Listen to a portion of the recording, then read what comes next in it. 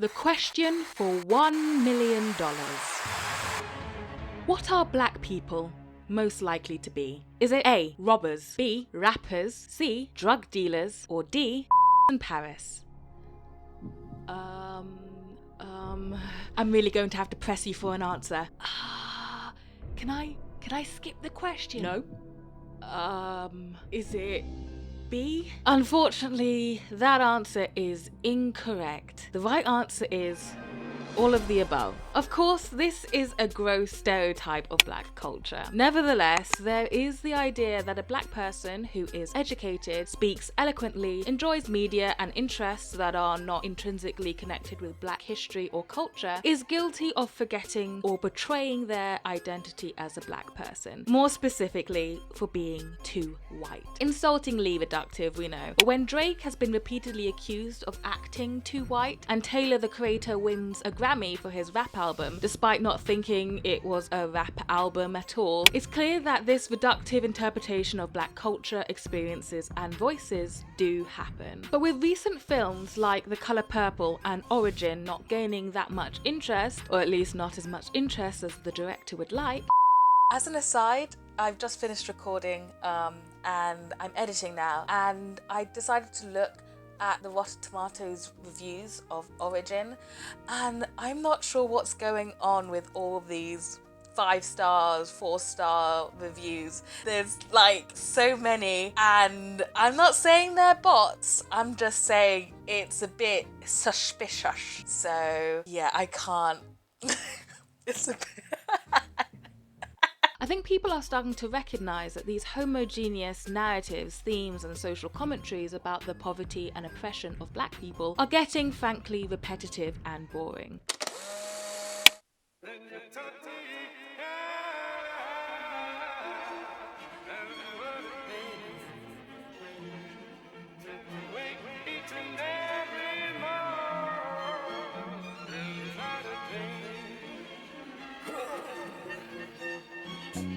Limiting the depiction of black experiences and culture in order to make it more appealing and digestible for a self-righteous white audience is what American fiction is squaring up against. Make no mistake, American fiction is as much a racial commentary as The Color Purple and Origin. But American fiction is different from these straightforward commentaries of black injustice. It defies the narrow belief that the only black stories and voices which should be recognised and celebrated are the ones reinforcing the idea that all black people are poor, uneducated, under white oppression, or a combination of the three. This by itself, though, would not be worth watching, at least to me. What makes it worth watching is the way the film places forward this argument. If you know me, you know that I like it when a film plays with its cinematic structure and form, and American fiction does exactly that. American fiction is a satire that pokes, prods, and stabs fun at the expectation for black people to have the same underprivileged experience, while at the same time being a sincere family drama that more covertly expresses the universality of the human condition, no matter the ethnicity. However, in succeeding to not simplify or reduce the film's portrayal of black experiences, it could be suggested that it struggles to find tonal cohesion, something I'll give my opinion on later on in the video. But first, let me catch you up to speed.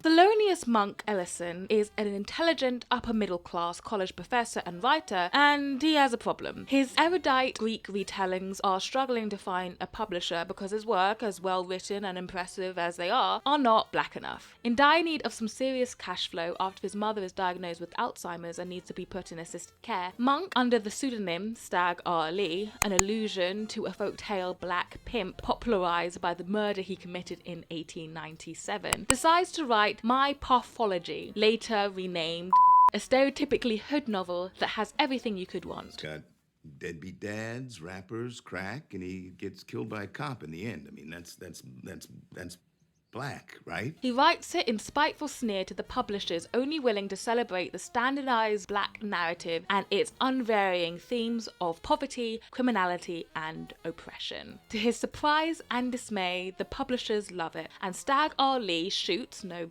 pun intended, to literary fame, resulting in complex explorations concerning the simplification of black narratives in order to suit the tastes of the literary establishment and Hollywood. Interwoven into this plotline is the painfully tender family drama unfolding in Monk's private life, where death and an ailing parent cuts through the racial satire with universal poignancy and emotion. There are more pressing aspects of this film I want to get into, so I'll have to trivialize the accomplishments of the acting, which, don't get me wrong, are great, with my brevity on the matter, only highlighting how Jeremy Wright does incredibly well in embodying the supercilious, sententious intellectual that his character's nickname, Monk, suggests. The satire not only rings true, but creates some truly laugh out loud moments. Even outside the racial commentary, it is still a really funny film. Though the humour threatens to be too on the nose, the green-haired college white girl rejecting the use of the N-word by her black professor, for example, the film generally applies its satire with a deft hand. One big reason for this is that much of the satirical irony is done with physical storytelling. Monk gawping in horror at an excerpt of Santara Golden's hilariously hackneyed novel Wheeze Lives in the Ghetto, only to be eclipsed by an elated old white woman standing ovation, is an easy example of this early in the film. So what could potentially have been patronisingly blatant satirical observations are mischievously subtle, letting the obvious optics speak for itself.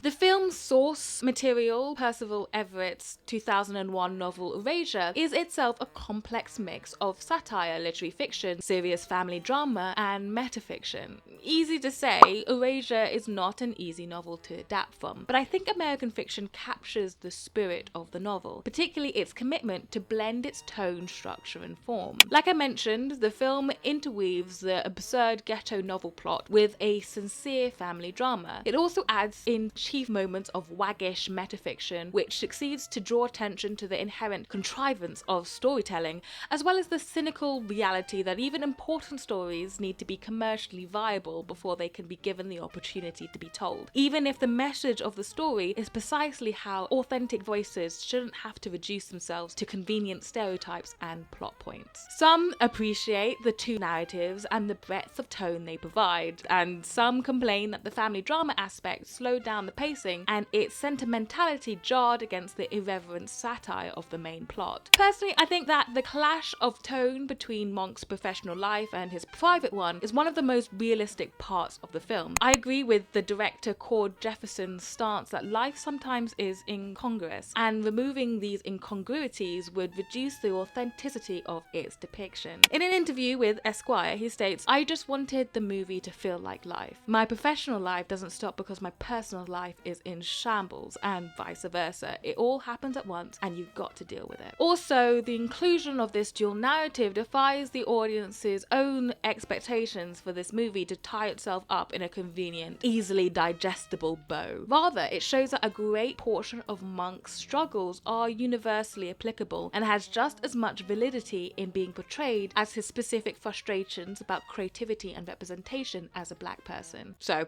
overall, American Fiction resists simple characterization. Though with its overarching theme of bringing nuance and uniqueness to the portrayal of the black experience, it shouldn't be surprising to see this reflected in the film's unconventional structure, tone, and form. Though the film's unwillingness to generalize and reduce the black characters and their experiences makes for a film that is tonally perplexing for some. Even if we were to account for this flaw, the film more than makes up for it with its sheer ambition, much of it done successfully, half cynically, half joyfully, but always with a wink and a knowing smile.